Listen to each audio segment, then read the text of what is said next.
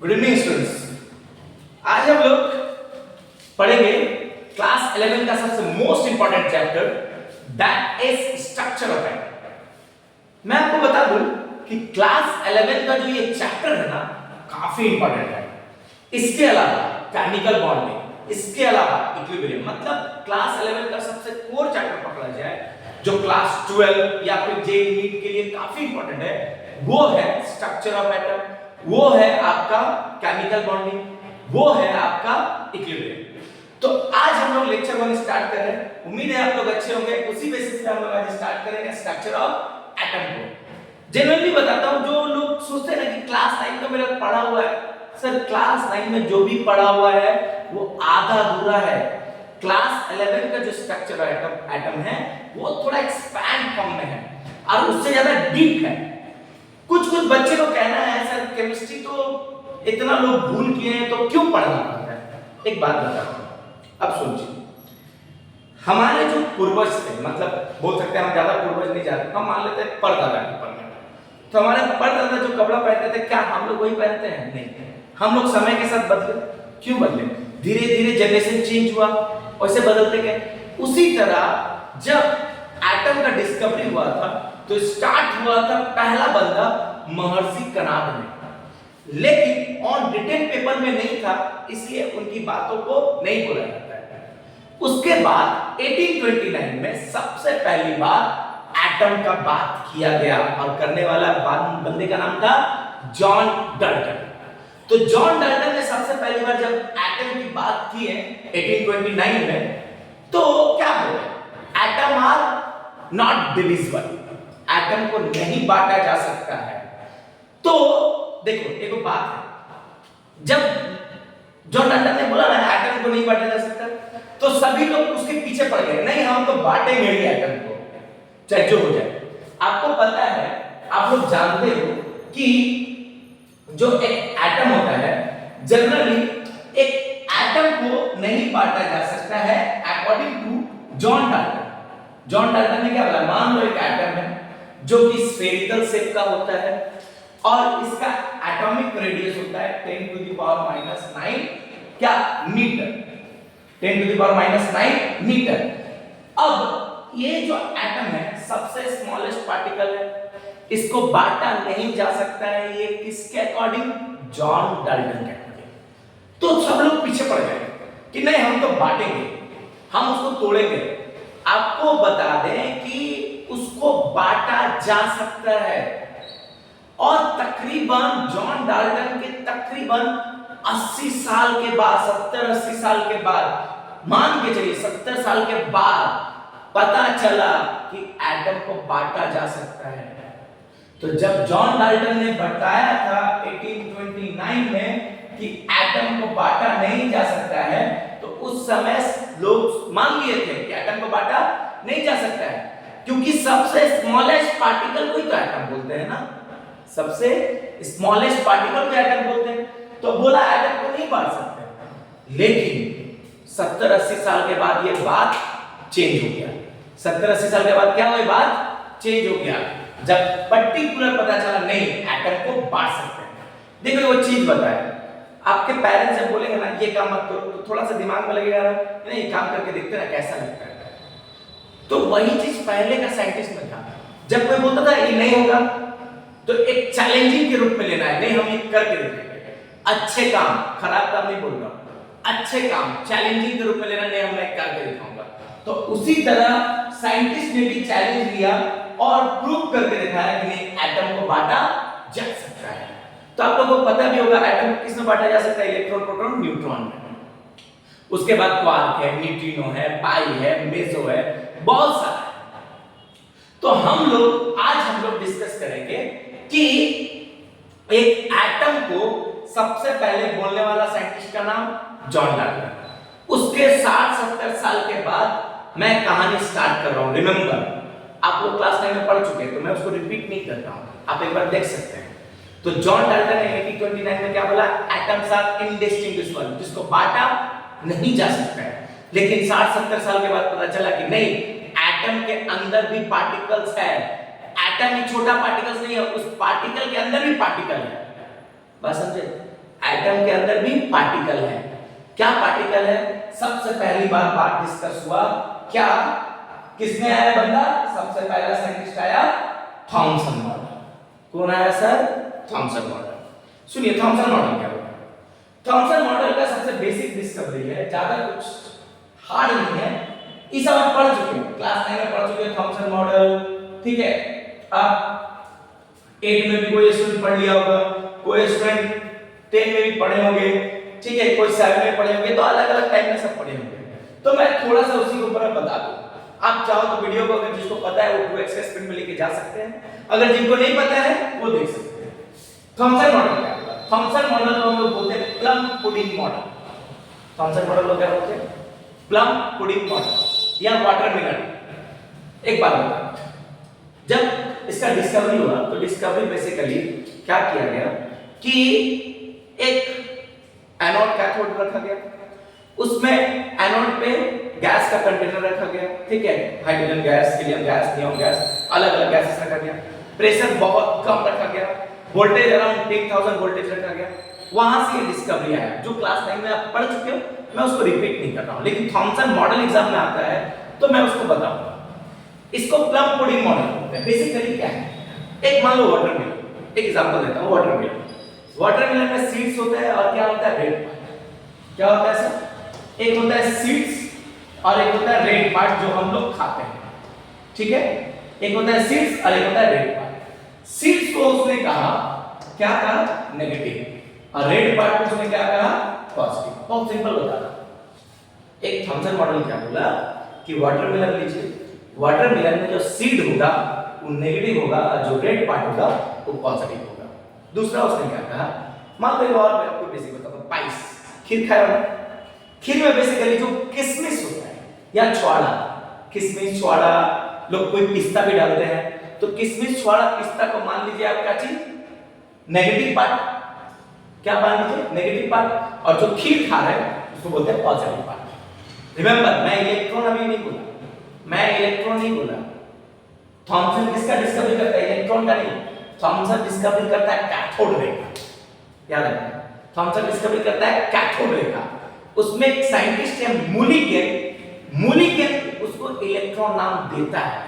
याद रखना, Thompson discovery करता है कैथोड रे का, कैथोड रे का मास और चार्ज निकालता है मूलिकेन ऑयल ड्रॉप एक्सपेरिमेंट से, तो मूलिकेन उसका नाम देता है इलेक्ट्रॉन, जो बाद में 1897 में नाम पड़ता है इलेक्ट्रॉन, नेगेटिव चार्ज।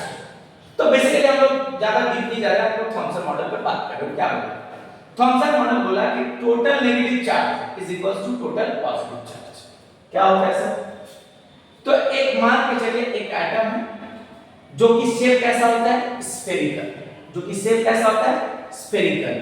और क्या होता है? रेडियस। रेडियस कितना होता है? 10 to the power -9 metre. Radius कितना होता है सर?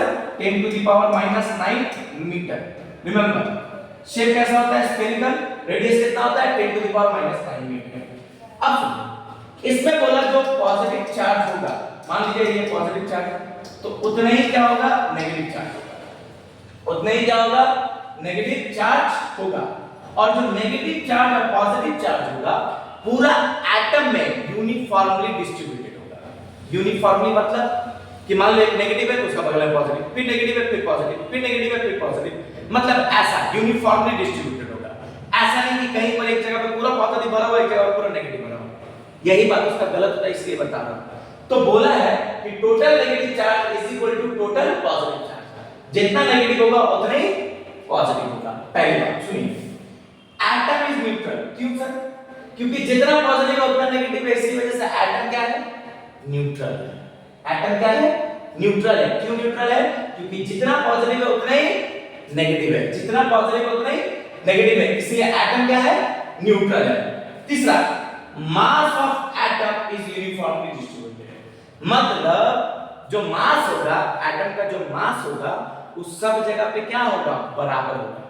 कहीं ज्यादा कहीं कम ऐसा नहीं, कहीं ज्यादा कहीं कम ऐसा नहीं, मतलब मास होगा वो यूनिफॉर्मली डिस्ट्रीब्यूटेड होगा। जैसे एग्जांपल के तौर पे मान लीजिए चलिए आपके घर में 4 कमरे हैं, 4 कमरे हैं, तो हर कमरा में मान लीजिए 2 लोग हैं, हर कमरे में 2 लोग हैं, तो जो मास है लोगों का वो इक्वल बटा हुआ है कि नहीं? हर कमरा में इक्वल बटा हुआ है कि नहीं? बटा हुआ है। तो इसी को बोलते हैं यूनिफॉर्मली डिस्ट्रीब्यूटेड। इसी को हम लोग क्या बोलते हैं? Uniformly distributed. समझ गए? Mass of atom is uniformly distributed. यही है हमारा सर थॉमसन मॉडल बेसिक।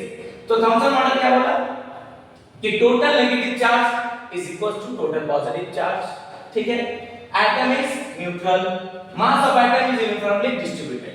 चौथा पॉइंट क्या बोल सकते हो कि थॉमसन मॉडल को हम लोग एक और मॉडल बोलते हैं plum pudding model, watermelon model, ये सब बोल सकते हो। ठीक है, जहां पर सिल्क पार्ट होगा नेगेटिव और रेड पार्ट होगा positive. Clear?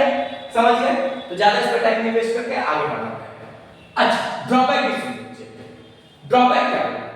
Electron are not stationary, they are revolving around the nucleus. ठीक है, क्या बोला? Electron are not stationary, they are revolving around the nucleus. Electron क्या है? स्टेशनरी नहीं है, वो न्यूक्लियस के चारों तरफ क्या कर रहा है? रिवॉल्व कर रहा है। ठीक है, न्यूक्लियस के चारों तरफ क्या कर रहा है? रिवॉल्व कर रहा है।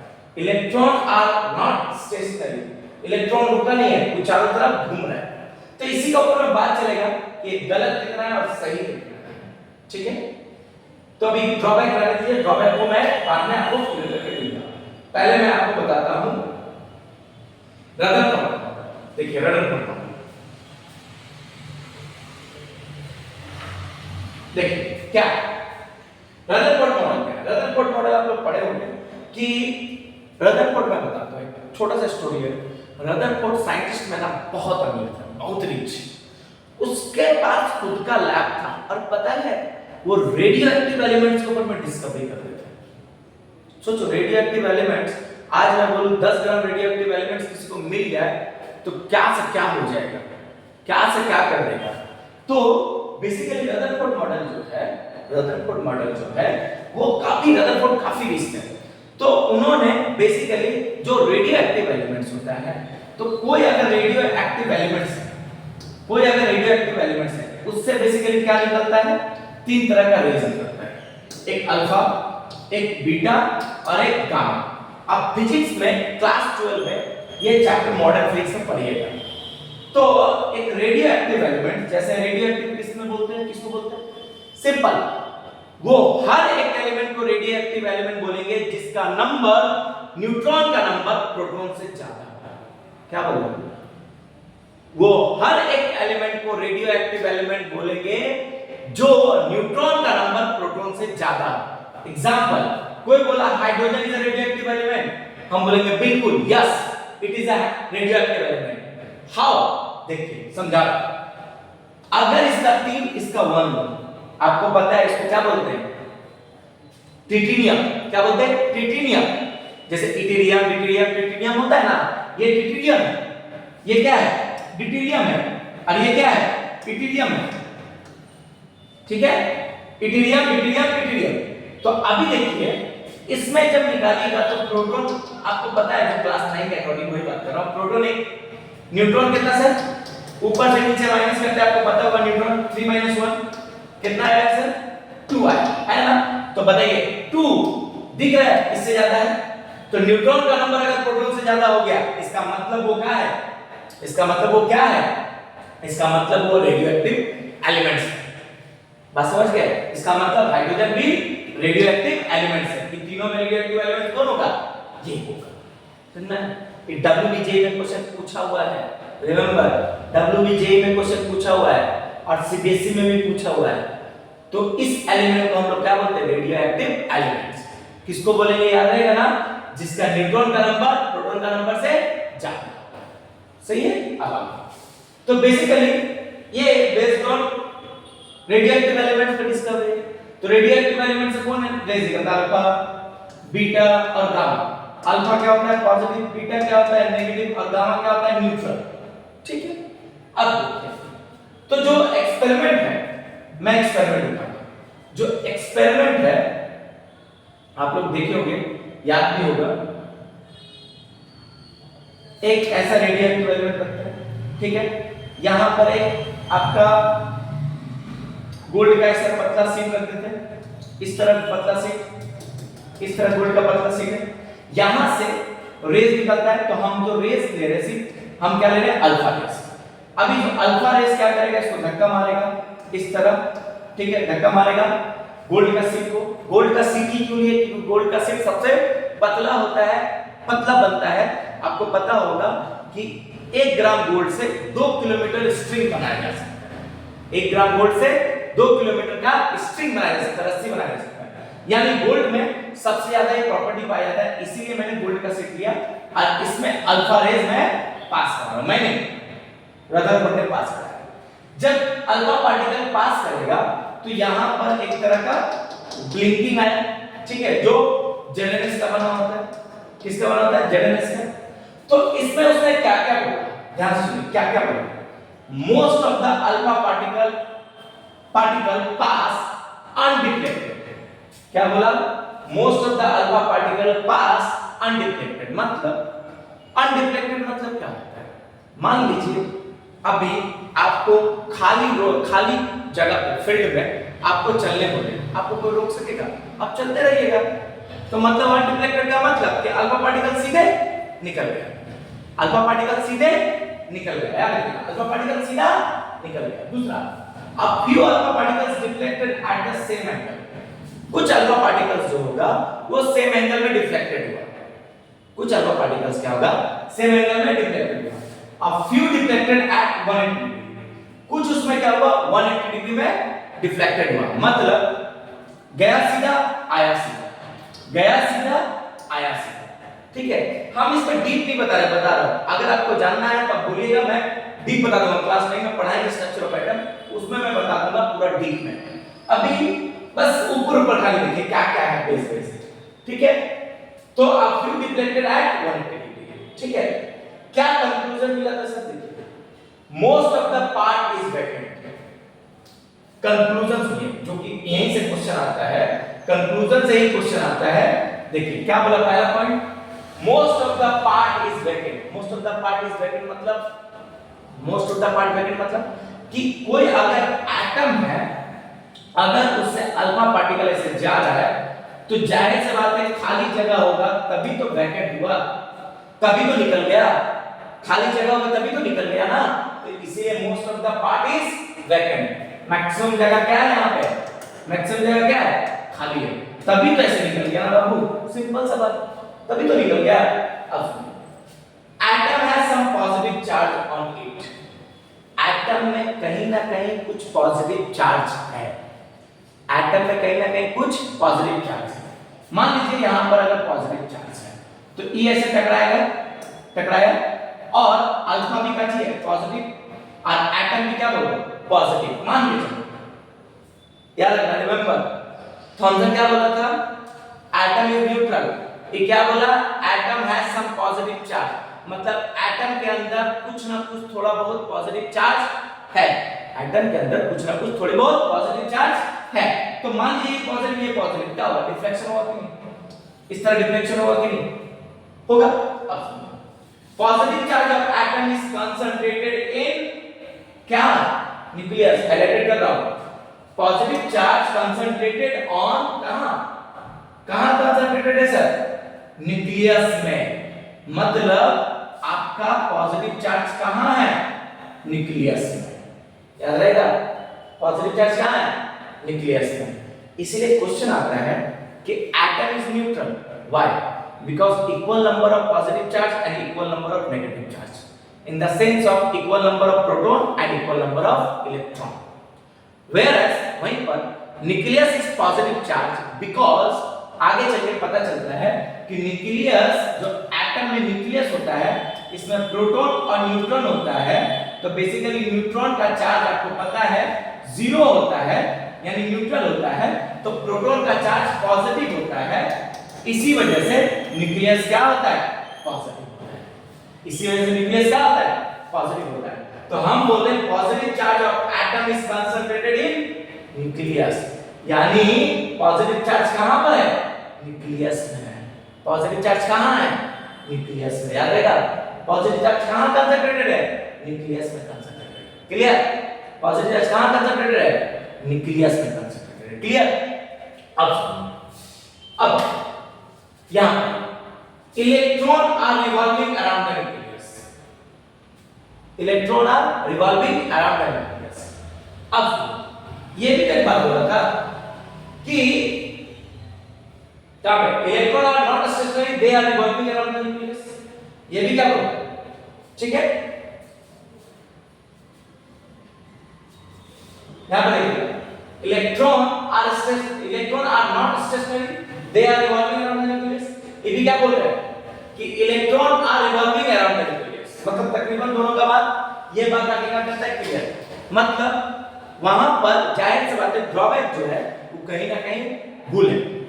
इलेक्ट्रॉन स्टेशनरी नहीं है, वो क्या कर रहा है, न्यूक्लियस के चारों तरफ रिवॉल्व कर रहा है, ये बात थॉमसन नहीं बताया था। रिमेंबर इलेक्ट्रॉन क्या है, न्यूक्लियस के चारों तरफ घूम रहा है, ये बात थॉमसन नहीं बताया था।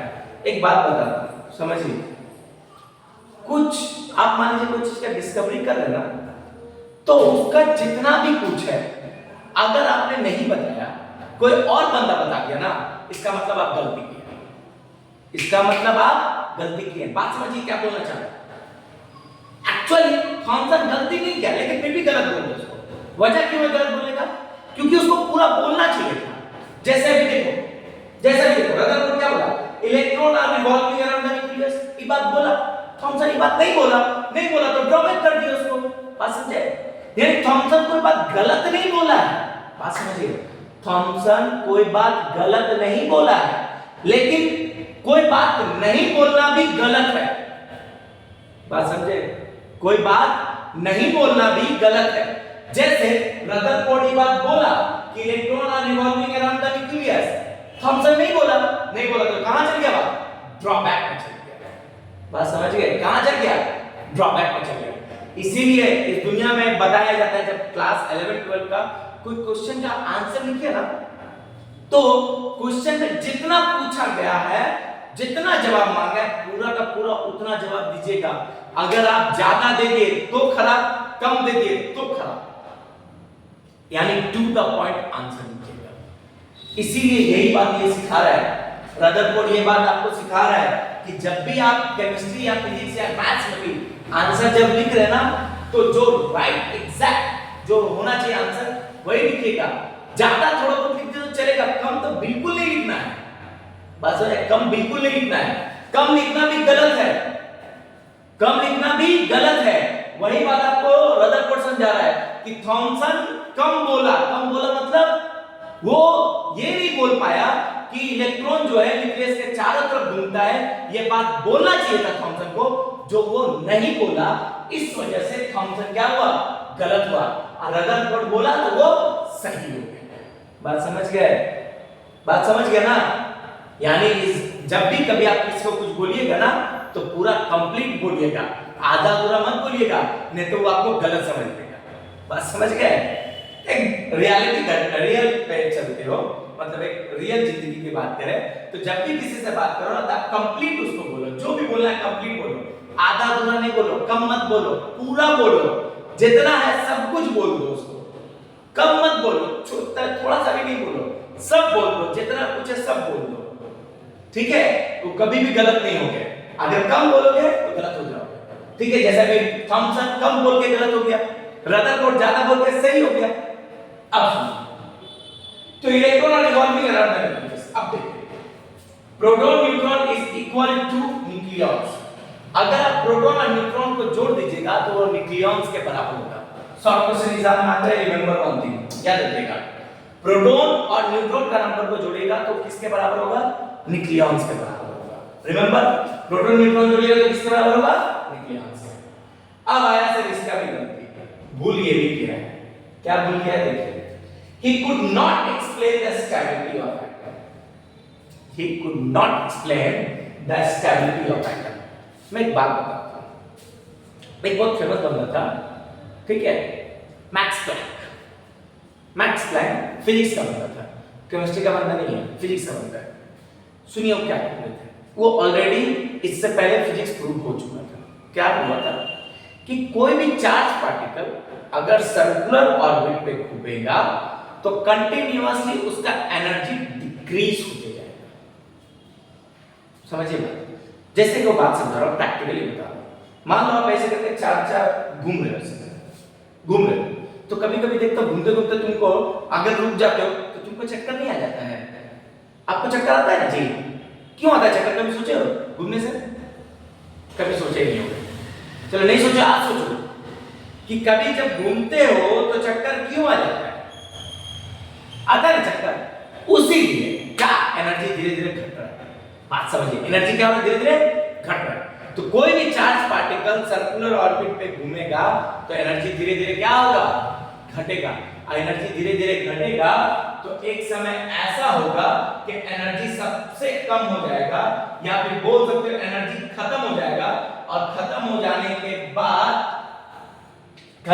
के बाद यहां पर आपको पता है पॉजिटिव या नेगेटिव, इस सर्कुलर ऑर्बिट में घूम रहा है, एनर्जी खत्म हो जाएगा तो नेगेटिव क्या हो जाएगा? आगे पॉजिटिव के पास सट जाएगा।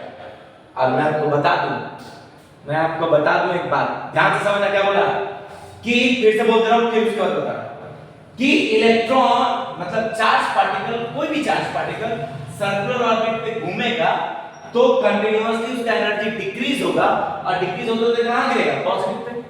कहां गिरेगा? Positive pay.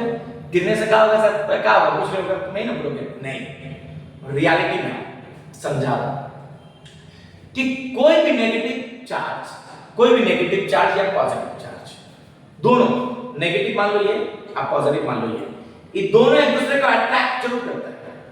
ध्यान से, नेगेटिव चार्ज पॉजिटिव चार्ज एक दूसरे को अट्रैक्ट जरूर करता है, रिमेंबर, लेकिन कभी चिपकता नहीं है। एक सर्टेन डिस्टेंस के आने के बाद फिर रिपल्सन होने लगता है। अगर नहीं पता है सुन लो बढ़िया से कि कोई नेगेटिव चार्ज और पॉजिटिव चार्ज एक दूसरे को क्या करता है? अट्रैक्ट करता है। किया चिपकेगा नहीं, और इसके बाद सर्टेन डिस्टेंस आने के बाद दोनों में क्या होने लगेगा? रिपल्सन होने लगेगा। ठीक है, कभी चिपकेगा नहीं है लोग, कभी नहीं चिपकेगा तो क्या होगा मैं बता देता हूं, प्रैक्टिकल घर में चेक कर सकते हो। फैन होता है ना, पंखा, सीलिंग फैन, उसमें एक कंडेंसर होता है, ऐसा कंडेंसर होगा, उसमें दो वायर होते हैं, उससे निकालिए। अब दो वायर को आप मान लीजिए आपका जो 5 पिन सॉकेट होगा उसमें लगा दीजिए। दो वायर को आप 5 पिन सॉकेट में ऐसे करके लगा दीजिए। लगाने के बाद मैं बता रहा हूं किसी का बॉडी पे हल्का टच करिए, ठीक है? बड़े लोगों पे, छोटा बच्चा मत कीजिएगा, बड़े लोगों पे टच कीजिए। हल्का उन्हें झंझनी मारेगा, करंट नहीं मारेगा, हल्का झंझनाएगा। जब हल्का झंझनाएगा तो फिर वापस निकालिए, हटा दिए। उसके बाद दोनों वायर को ऐसे सटा दीजिए, हल्का स्पार्क निकलेगा, और वो फिर वायर आप उस आदमी को फिर से सटाइए, उसको करंट नहीं मारेगा, मतलब झटका नहीं मारेगा। क्यों नहीं मारा सर? क्योंकि पॉजिटिव नेगेटिव दोनों का हुआ सड़ गया तो क्या हो गया? न्यूट्रल हो गया। इसका मतलब एटम ब्लास्ट हो गया। न्यूट्रल मतलब कैसे हुआ न्यूट्रल? पॉजिटिव नेगेटिव स्पार्क हुआ, सड़ने के बाद स्पार्क हुआ। स्पार्क मतलब क्या हुआ? ब्लास्ट हुआ। जैसे आपको मैं बताता हूं, क्लाउड और आपका वाटर का ड्रॉपलेट्स जब ये सड़ता है तभी तो बिजली कड़कती है ना, तभी तो बिजली कड़कती है। क्लास 7 में पढ़े हो, तभी तो बिजली कड़कती है ना। वही बात है इसका, अगर इलेक्ट्रॉन पॉजिटिव में सड़ जाएगा, मतलब प्रोटॉन न्यूक्लियस में सड़ जाएगा, तो एटम पूरा ब्लास्ट हो जाएगा।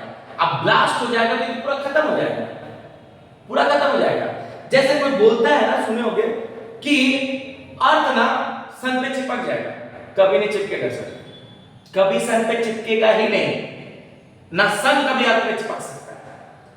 यही चीज याद रखना, कभी अर्थ सन पे नहीं चिपकेगा, ना सन अर्थ पे चिपकेगा, क्योंकि अगर चिपकता ये ड्रॉबैक नहीं आता,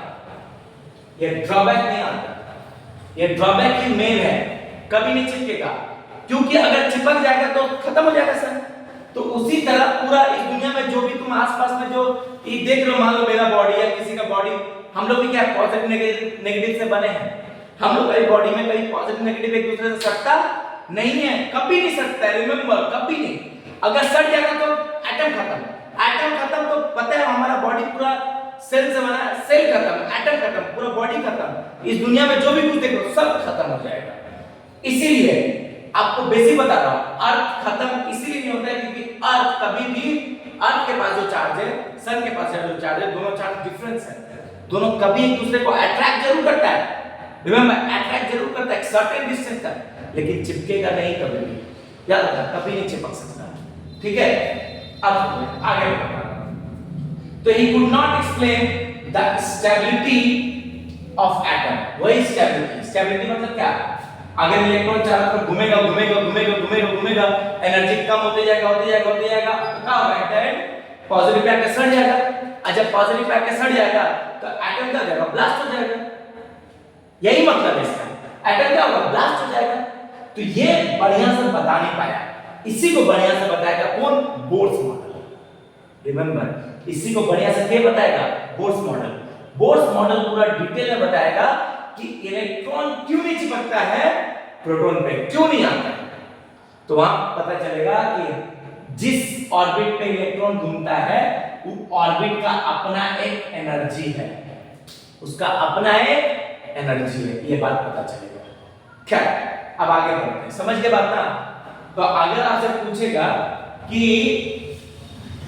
कोई भी चार्ज पार्टिकल सर्कुलर ऑर्बिट में घूमता है तो उसका एनर्जी कंटीन्यूअसली क्या होता है, लॉसेस होता है। और लॉसेस होता है तो उसको कहां आके गिरना चाहिए, पॉजिटिव पे। पॉजिटिव पे गिरना चाहिए तो नेगेटिव पॉजिटिव मिल जाएगा, तो क्या होगा, एटम ब्लास्ट हो जाएगा। लेकिन ऐसा होता नहीं है, ऐसा होता नहीं है, क्योंकि हर ऑर्बिट का अपना एक एनर्जी होता है, जो एनर्जी ना कभी गेन करेगा ना कभी लॉस करेगा, एनर्जी उसका फिक्स होता है। जैसे मैं एग्जांपल देता हूं, अर्थ जिस ऑर्बिट पे घूम रहा है ना, तो अर्थ का एनर्जी जो है वो छोड़ दो, ऑर्बिट का अपना एक एनर्जी है, बात समझिए, ऑर्बिट का अपना एक एनर्जी है। जैसे आप लोग को बता रहा हूं, मान लो अर्थ का ऑर्बिट से निकलना है मुझे, किसी का ऑर्बिट में पहुंचना है, मान लो दूसरे प्लैनेट का ऑर्बिट में पहुंचना है। तो आप ये सुने हो कि हाँ मिशन मंगल एक मूवी में दिखाया गया था कि वहां पर उसको क्या देना होता है, बूस्टर, वो बूस्टर देता है तभी ना वहां से निकलकर दूसरा ऑर्बिट में जाता है।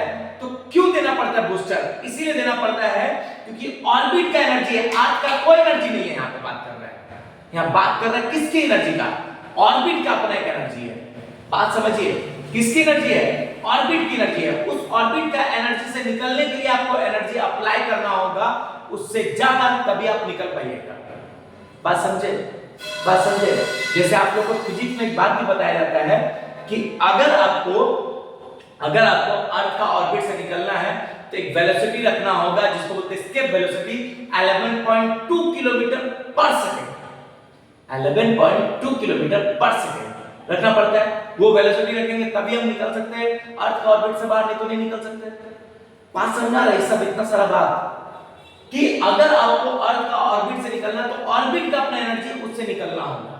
हाँ, अर्थ का भी एनर्जी गेन करके ऊपर जा सकता है, नीचे आ सकता है, ये सब बात अभी बताएगा बोर्स बताएगा। समझ मेरे साथ रहिएगा, सब समझ में आ जाएगा क्या बोलना चाहता है। नहीं समझेगा बोलिएगा, मैं और डिटेल में बताऊंगा। तो proton he could not explain the stability of atom, इसमें स्टेबिलिटी ऑफ एटम के बारे में कोई बात नहीं किया। अब आते हैं तो स्टेबिलिटी ऑफ एटम के ऊपर में कौन बात करेगा, जाहिर सी बात है बोर्स क्या बोलेगा कि ऑर्बिट का एनर्जी अपना फिक्स है, ना गेन करता है ना लॉस करता है। इसी वजह से इलेक्ट्रॉन कभी भी जंप करके जा सकता, आ सकता है, इलेक्ट्रॉन एनर्जी गेन करके जंप आ सकता है, क्योंकि हर एक ऑर्बिट का अपना अपना एक एनर्जी है। मैं एग्जांपल एक छोटा सा दे देता हूं, आपको समझा दे रहा हूं जिससे आपको क्लियरिटी थोड़ा ज्यादा मिल जाएगा। देखिए, जैसे मान लीजिए न्यूक्लियस, ये एक ऑर्बिट, ये एक और ऑर्बिट और ये एक और ऑर्बिट, तीन ऑर्बिट दिया मैंने, ठीक है। मान लीजिए इलेक्ट्रॉन यहां है, ठीक है। तो अगर ये तीनों ऑर्बिट का एनर्जी फिक्स है, अब मान लो इलेक्ट्रॉन किसी तरीके से एनर्जी गेन किया, तो गेन करने के बाद वो हायर ऑर्बिट में जाएगा। कौन ऑर्बिट में, हायर ऑर्बिट में, क्योंकि वहां एनर्जी ज्यादा होता है। अगर वो एनर्जी लॉस किया तो कहां आएगा, at the end lower orbit में, किसमें आएगा, लोअर ऑर्बिट में, ठीक है। तो यार एनर्जी क्या करके लॉस करके आएगा नीचे, एनर्जी गेन करके ऊपर जाएगा। यही है बेसिक। कभी भी न्यूक्लियस पे नहीं गिरेगा सर, रिमेंबर, बार-बार बोल रहा हूं, कभी न्यूक्लियस पे नहीं गिरेगा, कुछ भी हो जाए न्यूक्लियस पे कभी नहीं गिरेगा। यही बात बताएगा बोर्स। कैसे बताएगा आगे भी, ठीक है। आप समझ गए। अब मैं आगे स्टार्ट करूं। अब आते हैं इलेक्ट्रोमैग्नेटिक रेडिएशन। क्या आते हैं, इलेक्ट्रोमैग्नेटिक रेडिएशन क्या है, ठीक है। याद रखिएगा, स्टैबिलिटी ऑफ एटम के ऊपर बात नहीं हुआ, उसी के बाद ये कहानी स्टार्ट होगा। इलेक्ट्रोमैग्नेटिक रेडिएशन देखिए, when electrically charged particle move under accelerating alternating electrical and magnetic field are generated and transmitted in form of wave called electromagnetic wave। क्या बोलेंगे उसको? Electromagnetic wave. देखिए ध्यान से, याद रखिएगा क्या बोला, समझिए बात, समझिए बात। यहां पर when electrically charged particle, electrically charged particle मतलब पॉजिटिव और नेगेटिव, ठीक है। Charge particle move under accelerating, वो एक्सेलरेट करके घूम रहा है, एक्सेलरेट करके घूम रहा है। Alternating electrical and magnetic field are generated, उससे क्या प्रोड्यूस होगा?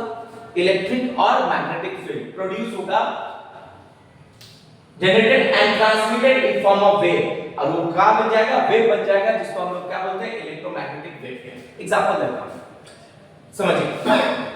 अब जो दौड़ मतलब जोर से दौड़ रहा है, बहुत स्पीड दौड़ रहा है, इतना स्पीड जिसका हिसाब नहीं। जब आप स्पीड दौड़िएगा ना, जितना स्पीड दौड़िएगा, बहुत, जैसे मान लीजिए सबसे सेलेना को बहुत बड़ा जो दौड़ने का मिल्खा सिंह ये सब जो भी मिल्खा सिंह ये सब होता है, मान लीजिए बहुत तेज दौड़ रहा है, उससे क्या निकलेगा? गर्मी निकलेगा, जिसको बोलते हैं रेडिएशन निकलेगा। क्या निकलेगा? रेडिएशन निकलेगा। रेडिएशन किस फॉर्म में निकलेगा? इलेक्ट्रिकल एंड मैग्नेटिक फील्ड में निकलेगा, ठीक है। क्या निकलेगा उससे? जब जैसे सुने हो ना, एक बात बताओ, दो चीज को रब करते हो, ऐसा रब किया, रब करने के बाद क्या निकलता है? हीट निकलता है। ये हीट में क्या है? पॉजिटिव और नेगेटिव चार्ज, इलेक्ट्रिक चार्ज है, आपको पता है। एबोनाइट रॉड, सिल्क रॉड, ये सबको रब करके चार्ज प्रोड्यूस करते थे, याद होगा, याद होगा। तो उसी तरह जब आप दौड़िएगा तो आपके बॉडी से क्या निकलेगा? हीट निकलेगा। वही हीट क्या होगा? चार्ज होगा। कौन सा चार्ज होगा? इलेक्ट्रिकल एंड मैग्नेटिक चार्ज होगा, और जनरेट होगा और ट्रांसमिटेड होगा किस फॉर्म में? वेव के फॉर्म में। कैसा दिखेगा आपको? वेव के फॉर्म में। इसी को हम लोग बोलते हैं इलेक्ट्रोमैग्नेटिक रेडिएशन और इलेक्ट्रोमैग्नेटिक वेव। क्या बोलते हैं इसको? इलेक्ट्रोमैग्नेटिक रेडिएशन और इलेक्ट्रोमैग्नेटिक वेव। तो जब आप दो चीज को रब कर रहे हो, पूरा रब किए, हीट प्रोड्यूस हुआ, मतलब क्या प्रोड्यूस हुआ? इलेक्ट्रिकल चार्ज प्रोड्यूस हुआ। इलेक्ट्रिकल चार्ज है तो मैग्नेटिक फील्ड होगा ही होगा। ये क्लास 10 में पढ़ी हो फिजिक्स में कि अगर आपका इलेक्ट्रिकल चार्ज है तो इसका मतलब है मैग्नेटिक फील्ड है। तो जो इलेक्ट्रिकल चार्ज और मैग्नेटिक फील्ड होगा वो किस फॉर्म में दिखेगा सर? वेव के फॉर्म में दिखेगा। किस फॉर्म में दिखेगा? वेव के फॉर्म में दिखेगा। और वेव आपको पढ़े होंगे, लॉन्गिट्यूडिनल वेव, ट्रांसवर्स वेव, पढ़े हो ना? पढ़े हो ना लॉन्गिट्यूडिनल वेव, ट्रांसवर्स वेव? जैसे साउंड में होता है लॉन्गिट्यूडिनल वेव, पढ़े हो ना? ठीक है, तो उस तरह longitudinal wave, transverse wave, variety of wave निकलेगा। क्लियर हो गया बात? अब सुनो, तो wave nature of electromagnetic radiation, क्या? Wave nature of electromagnetic radiation. अब हम लोग क्या पढ़ेंगे? वेव नेचर पढ़ेंगे। किसके ऊपर डील करेंगे सर? वेव नेचर के ऊपर। अब क्या क्या बात? According to Maxwell, according to Maxwell, accelerated charge particle produce electric and magnetic field। Simple, accelerated charge particle मतलब कोई भी चार्ज पार्टिकल आप जोर से ऐसे करके घुमा, कोई भी चार्ज पार्टिकल जोर से लेके या जोर से ऐसे करके घुमा रहे, तो इसमें से क्या निकल रहा है? इलेक्ट्रिकल और मैग्नेटिक फील्ड। ये हम नहीं बोले, ये मैक्सवेल बोला, ध्यान देना, ये मैक्सवेल बोला। According to Maxwell, accelerated charge particle produce electric and magnetic field। क्या प्रोड्यूस करेगा? इलेक्ट्रिक फील्ड प्रोड्यूस करेगा और मैग्नेटिक फील्ड प्रोड्यूस करेगा। मतलब आप तेज दौड़ रहे हो तो इसका मतलब आप क्या प्रोड्यूस कर रहे हो? इलेक्ट्रिक फील्ड और मैग्नेटिक फील्ड। हाँ, आप में चार्ज होना चाहिए, आप चार्ज पार्टिकल होना चाहिए, तभी ऐसा होगा, नहीं तो नहीं। क्लियर हो गया बात? Electric field and magnetic field are perpendicular to each other and propagate perpendicularly. Electric field और मैग्नेटिक फील्ड क्या होता है? एक दूसरे का परपेंडिकुलर होता है। एक दूसरे का क्या होता है? परपेंडिकुलर। ठीक है, ये सब फिजिक्स का बात है, इसलिए electric field and magnetic field are perpendicular to each other और परपेंडिकुलरली ही क्या करता है? प्रोपागेट करता है। कैसे प्रोपागेट करता है? परपेंडिकुलरली। अब देखो, electromagnetic radiation do not require any medium to propagate.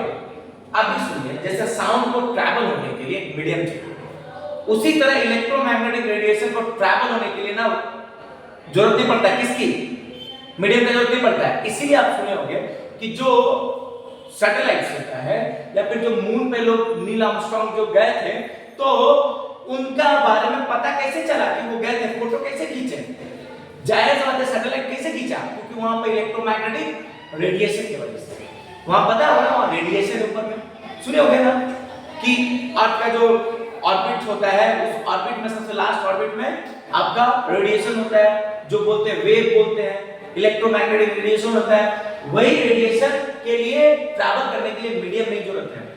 बात समझ गए? ये ऊपर में भी स्पेस में भी ट्रैवल कर सकता है, लेकिन स्पेस में साउंड ट्रैवल नहीं करता है क्योंकि उसको मीडियम चाहिए, लेकिन इलेक्ट्रोमैग्नेटिक रेडिएशन को ट्रैवल करने के लिए मीडियम का जरूरत नहीं पड़ता है। याद रखिएगा। कैरेक्टरिस्टिक्स क्या है? कैरेक्टरिस्टिक्स मैं बताता हूं, वेवलेंथ, फ्रीक्वेंसी, वेव नंबर, इसी के ऊपर मैं आज पूरा डील करके सिखाऊंगा। और when the electromagnetic radiation are arranged in order of their increasing wavelength or decreasing frequency, the spectrum obtained called electromagnetic spectrum। इसके बाद में बात करते हैं बाद में, लेकिन सबसे पहले आपको कैरेक्टरिस्टिक्स ऑफ इलेक्ट्रोमैग्नेटिक वेव का बताते हैं, जो वेवलेंथ, फ्रीक्वेंसी और वेव नंबर। देखिए सबसे पहले वेवलेंथ क्यों आया, वेव नंबर क्यों आया, फ्रीक्वेंसी क्यों आया, इस सब के ऊपर हम बात करेंगे। पहले बात बताओ, अभी क्या बोला कि कैसे मूव करता है, लाइक अ वेव, अभी ना बोला था सर, लाइक अ वेव। अब वेव कैसे जाता है, इस तरह जाता है, फिजिक्स में पढ़े हो जी, फिजिक्स में पढ़े हो ना कि इस तरह वेव जाता है। तो आप लोग पढ़े होंगे कि यहां से लेकर इसको बोलते हैं एक कंप्लीट साइकिल। अब यहां से यहां के बीच को हम लोग बोलते हैं क्या, वेवलेंथ, दैट इज लैम्डा। ठीक है, क्या बोलते हैं, वेवलेंथ, दैट इज लैम्डा। और उसके बाद ये साइकिल कंप्लीट, मतलब एक सेकंड में जितना साइकिल कंप्लीट होगा उसको फ्रीक्वेंसी, एक साइकिल में जितना कंप्लीट होगा साइकिल उसको फ्रीक्वेंसी। ध्यान से, थोड़ा स्पीड हो गया तो मैं थोड़ा बताता हूं फिर से, समझिए। यहां से लेकर यहां तक जो आप आए इसको बोलते हैं वन साइकिल। अगेन यहां से लेकर यहां पे गए इसको बोलते हैं टू साइकिल। मैं बता दूं, मेरा डायग्राम थोड़ा अच्छा नहीं बना है, क्यों नहीं बना है, क्योंकि इसका गैप जो होगा सबका सेम होना चाहिए, जो मुझे हम ड्रॉ नहीं कर पाए, क्योंकि पेन से तो जायज बात होगा नहीं। आप देखिएगा डायग्राम में सबका गैप सेम होना चाहिए, याद रखिएगा। तो जब बनेगा तो ध्यान से। अब ये जो उठा है मैक्सिमम, इसको हम लोग क्या बोलते हैं, एम्पलीट्यूड। क्या बोलते हैं, एम्पलीट्यूड, जो हमको पढ़ना है। ये दोनों का बीच का एक डिस्टेंस होगा, ये दोनों का बीच का एक डिस्टेंस होगा, इसको हम लोग बोलते हैं वेवलेंथ। जैसे यहां पर भी ये दोनों का बीच का एक डिस्टेंस है, इसको आगे क्या बोलेंगे, वेवलेंथ। यहां भी दोनों का बीच का एक डिस्टेंस होगा, इसको भी हम लोग क्या बोलेंगे सर, वेवलेंथ। क्लियर, समझ गए ना, वेवलेंथ तीन जगह पे दिखा दिया। अब मैं बोल रहा हूं क्या कि ये हो गया वेवलेंथ। अब सुनिए फ्रीक्वेंसी। फ्रीक्वेंसी किसको बोलते हैं, number of cycle completed in 1 second. एक सेकंड में जितना साइकिल कंप्लीट हुआ उसको बोलते हैं फ्रीक्वेंसी। अब देखिए, एक साइकिल, फिर ये दो साइकिल, फिर ये हाफ साइकिल, ऐसा है। तो number of cycle completed in 1 second, मतलब एक सेकंड में जितना साइकिल कंप्लीट होगा उसको हम लोग बोलेंगे फ्रीक्वेंसी। तो इसी के ऊपर हम लोग आगे बात करते हैं। तो आप लोगों को सबसे पहले मैं फॉर्मूला पे बात करूंगा कि वेवलेंथ किसको बोलते हैं, फ्रीक्वेंसी किसको बोलते हैं, तो समझ गए। वेवलेंथ का सिंबल लैम्डा, फ्रीक्वेंसी का सिंबल म्यू, फ्रीक्वेंसी का सिंबल म्यू, तो वेवलेंथ का सिंबल लैम्डा या लैम्डा भी बोलते हैं इसको, ठीक है। वेवलेंथ का सिंबल लैम्डा और फ्रीक्वेंसी का सिंबल म्यू। क्या, फ्रीक्वेंसी का सिंबल म्यू। अब तो बेसिकली फ्रीक्वेंसी क्या होता है, फ्रीक्वेंसी क्या होता है समझिए। फ्रीक्वेंसी क्या बोला, number of cycle complete in 1 second. एक बात बताइए, अगर मैं आपसे एक बेसिक सा सवाल पूछूं, एक ये डायग्राम देख रहे हो, एक ये डायग्राम देख रहे हो, दोनों डायग्राम देख रहा हूं, ये भी देखिए। अब मैं इस तरह ऐसे कर दिया, बताइए तो वेवलेंथ इसका क्या है, ज्यादा कि कम? वेवलेंथ क्या है इसका, दिख रहा है? इसका वेवलेंथ, इसका वेवलेंथ, दोनों का वेवलेंथ देखिए तो इसका वेवलेंथ कम, इसका वेवलेंथ ज्यादा। यानी आप बोल सकते हैं कि जितना वेवलेंथ कम होगा फ्रीक्वेंसी उतना ज्यादा होगा। क्लियर बोल रहे हैं? जितना वेवलेंथ कम होगा उतना फ्रीक्वेंसी ज्यादा होगा, जितना वेवलेंथ कम होगा उतनी फ्रीक्वेंसी ज्यादा होगा। तो मैं आपको एक बात बताता हूं कि फ्रीक्वेंसी जो है वो क्या है, क्या है, किससे निकालोगे फ्रीक्वेंसी, कैसे निकालोगे फ्रीक्वेंसी? तो frequency is equal to time period में भी निकाला जाता है, टाइम पीरियड में कैसे निकाला जाता है वो भी बता दूंगा। और एक फ्रीक्वेंसी निकाला जाता है आपका, एक फ्रीक्वेंसी निकाला जाता है आपका hc/λ, ठीक है? तो frequency is directly proportional to speed of light, frequency is directly proportional to speed of light. जितना आप स्पीड ऑफ लाइट बढ़ाइएगा उतनी फ्रीक्वेंसी का होगा, बढ़ेगा। जितना आप स्पीड ऑफ लाइट बढ़ाइएगा उतना ही आपका फ्रीक्वेंसी बढ़ेगा। यहां देख लीजिए ध्यान से, यहां देख लीजिए ध्यान से, यहां देख लीजिए, समझ में आएगा आपको बढ़िया से। जितना आप क्या कीजिएगा, जितना आप इसको स्पीड बढ़ाइएगा उतना ही आपका क्या होगा, वेवलेंथ क्या होगा, वेवलेंथ क्या होगा, कम होगा, तो आपका फ्रीक्वेंसी क्या होगा, बढ़ेगा। मींस बोलने का मतलब है कि जितना आप स्पीड ऑफ लाइट को बढ़ाइएगा उतने फ्रीक्वेंसी क्या होगा, कम होगा। क्लियर है? जितना आप स्पीड ऑफ लाइट बढ़ाइएगा उतनी फ्रीक्वेंसी कम होगा। अच्छा, अब इससे एक दो न्यूमेरिकल आता है, तो न्यूमेरिकल में डायरेक्ट आपको बता देता हूं कैसे आएगा। देखिए न्यूमेरिकल आपके लिए मैंने बुक निकाल के रखा है न्यूमेरिकल कराने के लिए, क्योंकि एग्जाम में ना इससे न्यूमेरिकल बढ़िया पूछता है, न्यूमेरिकल पूछता है आपका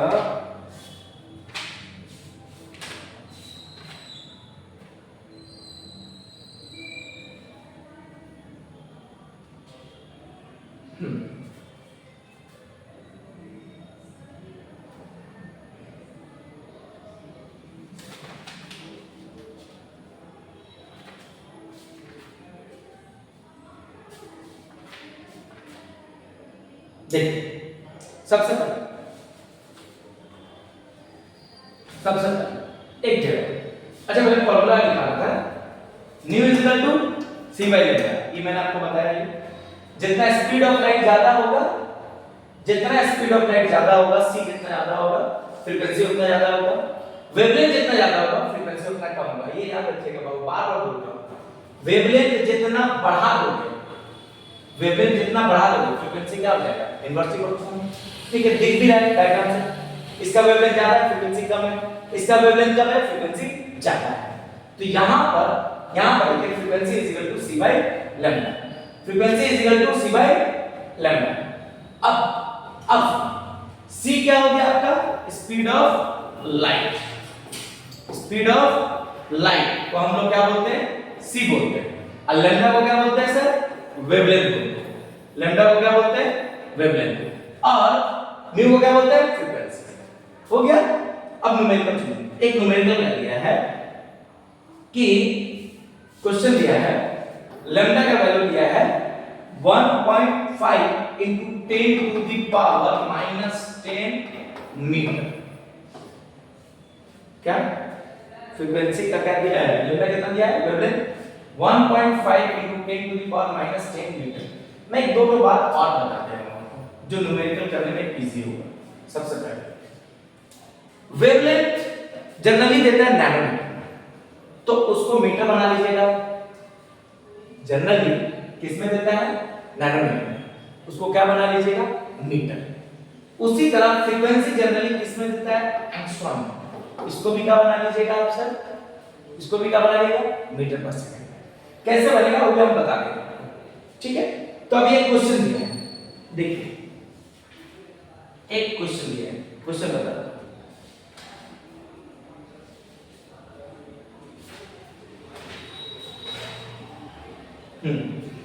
अच्छा मैंने सर क्वेश्चन लिखा, हाँ लैम्डा दे दिया है बाबू, बहुत इजी सर, लैम्डा दे दिया है, आपको निकालने बोला है कैलकुलेट द फ्रीक्वेंसी। क्या निकालने बोला, फ्रीक्वेंसी। क्लियर है क्वेश्चन, वेवलेंथ दिया है, फ्रीक्वेंसी निकालने बोला है, वेवलेंथ दिया है, फ्रीक्वेंसी निकालने बोला है। तो फ्रीक्वेंसी का फॉर्मूला क्या है? c by lambda. फ्रीक्वेंसी का फॉर्मूला क्या है? c by lambda. c मतलब स्पीड ऑफ लाइट कितना sir? 3 × 10 to the power 8 metre पर सेकंड। और लैम्डा का वैल्यू कितना sir? 1.5 × 10 to the power -10 metre. Clear? 1.5 से 3 काटेंगे, कितने बार में? 2 -10 ऊपर जाएगा तो क्या हो जाएगा? +10, मतलब 2 × 10 to the power 18, 2 × 10 to the power 18 metre कट गया तो पर सेकंड। देखो कितना इजी बन गया number. Mu equal to c by lambda. बार बार बोल रहा हूं, म्यू जितना ज्यादा लैम्डा उतना कम, म्यू जितना ज्यादा स्पीड ऑफ लाइट उतना ज्यादा। क्लियर? अब सुनो, दूसरा क्वेश्चन भी दिया है जो मैं आपको बोलने वाला था। क्या क्वेश्चन दिया? हां, लैम्डा का वैल्यू दे दिया है 480 नैनोमीटर। मैं बुक का क्वेश्चन रॉ क्वेश्चन दे रहा हूं, ऐसा नहीं अपनी रिकॉर्डिंग बना रहा हूं, बुक का रॉ क्वेश्चन दे रहा हूं। आप देखिए लैम्डा का वैल्यू कितना? 480 नैनोमीटर। मैं आपको पहले बोला कि अभी इसको अगर नैनोमीटर में है तो आप एक याद रख लीजिए, इसको सबसे पहले मीटर में कन्वर्ट कीजिएगा। नैनोमीटर को किस में कन्वर्ट कीजिएगा? मीटर में। तो नैनोमीटर को मैं मीटर में कन्वर्ट कर रहा हूं, 480 × 10 टू द पावर -9 मीटर। याद रहेगा? 480 × 10 to the power -9 metre. Lambda हो गया। आपसे क्वेश्चन पूछा था calculate frequency and wave number, तो पहले फ्रीक्वेंसी निकालना। फ्रीक्वेंसी का formula c by lambda. c कितना सर? आपको भी बताया 3 × 10 टू द पावर 8 मीटर पर सेकंड। क्लियर? लैम्डा का वैल्यू कितना निकालेगा? 480 × 10 टू द पावर -9 मीटर। सही है? दिक्कत नहीं है? मीटर मीटर गया, फिर 3 से काटेंगे इसको तो अराउंड आंसर आएगा आपका। आंसर निकाला है लोग कि 6.25 × 10 टू द पावर 40 निकाला है। आप चेक कर लीजिएगा, ठीक है? पर सेकंड, पर सेकंड। अच्छा एक और बात बताइए, एक पर सेकंड को आप क्या लिख सकते हो शॉर्टकट में? हर्ट्ज। क्या लिख सकते हो सर? हर्ट्ज लिख सकते हो, जिसको आपको पता होगा साइकिल पर second is the unit of frequency, hertz. अच्छा एक और क्वेश्चन। अच्छा इसी में आपको एक और क्वेश्चन बोला था वेव नंबर। तो वेव नंबर का फॉर्मूला क्या है? 1/λ। वेव नंबर का फॉर्मूला क्या है सर? 1/λ। याद रखिएगा, वेव नंबर का फॉर्मूला क्या है? 1/λ। तो 1 लैम्डा का वैल्यू कितना था? 480 × 10 to the power -9 metre wave number. तो इसका आंसर कैलकुलेट करके इन लोगों ने निकाला है 2.08 × 10 to the power 6 metre inverse. क्या निकाला है? 2 × 10 to the power -6 metre inverse. Calculate हो गया सर? कैलकुलेट हो गया ना? देख लीजिए पहले, समझ गए? अब एक और दिया है क्वेश्चन, एक और दिया है क्वेश्चन। देखिए एक और क्वेश्चन क्या है। एक है क्वेश्चन में, एक और क्वेश्चन है, आपको इस बार फ्रीक्वेंसी दिया है। कितना फ्रीक्वेंसी दिया है? 7600 एंगस्ट्रॉम। कितना दिया है? 7600 एंगस्ट्रॉम। क्वेश्चन पूछा है व्हाट इज द वेवलेंथ। क्या बोला question? What is the wavelength. देखिए वेवलेंथ, तो वेवलेंथ का क्या था फॉर्मूला?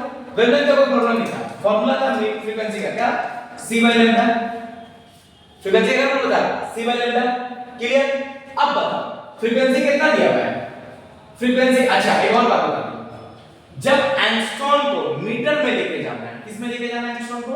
मीटर में तो सेंटीमीटर, तो इसको कितना से मल्टीप्लाई कीजिएगा? 10 टू द पावर -10 से मल्टीप्लाई कीजिएगा। कितना से मल्टीप्लाई कीजिएगा sir? 10 to the power -10 metre. या फिर इसको सेंटीमीटर में लेके जाना है तो 10 टू द पावर -8 सेंटीमीटर।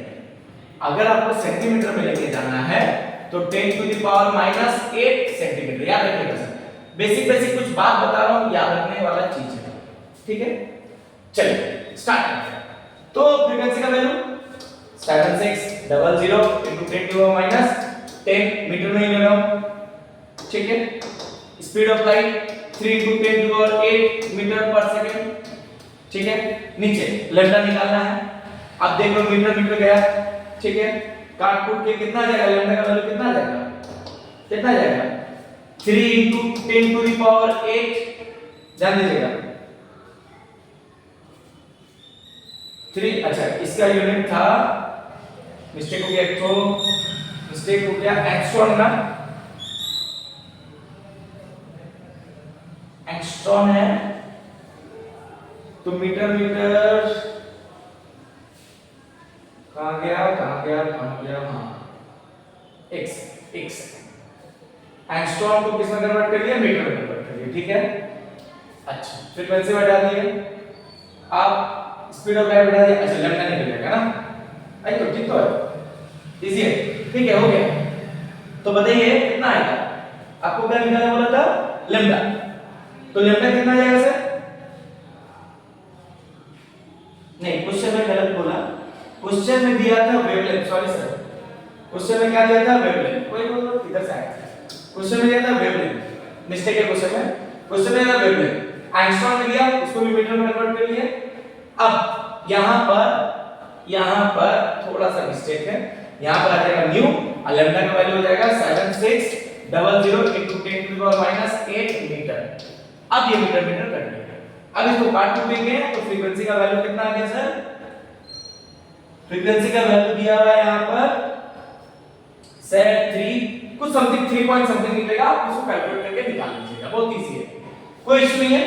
तो आपको बेसिकली मैंने आज एक फार्मूला बताया कि म्यू क्या होता है, c/λ, म्यू क्या होता है सर, c/λ, याद रखिएगा म्यू क्या होता है, c/λ। आज का क्वेश्चन बनिए, और अब एक एनर्जी का क्वेश्चन है वो बाद में, एक एनर्जी का आता है E h, तो ये बाद में बताऊंगा, ये कैसे प्रूव होता है बाद में, बहुत इजी है। मान लो एनर्जी अप्लाई करोगे तभी तो इलेक्ट्रॉन निकलेगा, ये फोटो इलेक्ट्रिक इफेक्ट से आएगा। तो बेसिकली आपको मैं स्टार्टिंग में जो समझा रहा था, यहां से एक बार रिपीट कर दे रहा हूं बातों को, आपको समझ में आ जाएगा। क्या बोला था मैंने, कैरेक्टरिस्टिक्स ऑफ इलेक्ट्रोमैग्नेटिक रेडिएशन, मतलब in the form of wave, अभी आप पढ़े थे वेव के फॉर्म में मूव करता है, तो उसमें क्या क्या होता है, एक वेवलेंथ होता है, एक फ्रीक्वेंसी होता है, एक वेव नंबर होता है, एक वेवलेंथ होता है, एक फ्रीक्वेंसी होता है, एक वेव नंबर होता है। तो वेवलेंथ, फ्रीक्वेंसी और वेव नंबर पढ़ने के लिए हम लोग यहां पर आए, इस पे मैंने क्या बोला, जितना आप यहां पर वेवलेंथ बढ़ाइएगा उतने फ्रीक्वेंसी का कम होगा, जितना वेवलेंथ बढ़ाइएगा उतना फ्रीक्वेंसी कम होगा, दिख रहा है, यहां फ्रीक्वेंसी का ज्यादा होगा क्योंकि वेवलेंथ क्या है, छोटा वेवलेंथ है, तो फ्रीक्वेंसी आ जाता है, यहां वेवलेंथ क्या है, यहां वेवलेंथ ज्यादा है तो फ्रीक्वेंसी क्या होगा, कम होगा, ठीक है। अब दूसरा इसमें फार्मूला में बताया था कि frequency is equal to speed of light by wavelength, इसको ऐसे भी बोल सकते हो कि फ्रीक्वेंसी जो है वो वेवलेंथ का इनवर्सली प्रोपोर्शनल है, कि जितना वेवलेंथ बढ़ाएगा उतना फ्रीक्वेंसी घटेगा, जितना वेवलेंथ घटाएगा फ्रीक्वेंसी उतना बढ़ेगा। अब यहां पे कांस्टेंट आएगा क्या चीज, c, स्पीड ऑफ लाइट की बात कर रहे हैं, वेव किसका होता है, स्पीड ऑफ लाइट की बात होता है ना, दिया जाएगा c, बस इतने ही बेसिक है, ठीक है। तो उम्मीद है आपको समझ में आया होगा। नेक्स्ट लेक्चर में आपको बता दे रहा हूं कि क्या कराऊंगा। तो नेक्स्ट लेक्चर है हमारा क्या, when the electromagnetic radiation arranged in order of increasing wavelength or decreasing frequency, the spectrum obtained is called electromagnetic spectrum। यानी नेक्स्ट क्लास आपको हम बताएंगे ड्रॉबैक ऑफ इलेक्ट्रोमैग्नेटिक रेडिएशन, जहां पर आपको पढ़ना है ब्लैक बॉडी रेडिएशन और पढ़ना है फोटो इलेक्ट्रिक इफेक्ट। क्या पढ़ना है, black body radiation and photo electric effect. तो उम्मीद है आपको समझ में आएगा। इफ कहीं भी मान लीजिए नहीं समझ में आया तो आप मुझे कमेंट कर सकते हैं कि ये क्वेश्चन मुझे समझ में नहीं आया या यहां पर स्पीड हो गया, मैं आपको वहां पर बता दूंगा। थैंक यू, आज के लिए बस इतना ही, आप लोग अच्छे रहिए।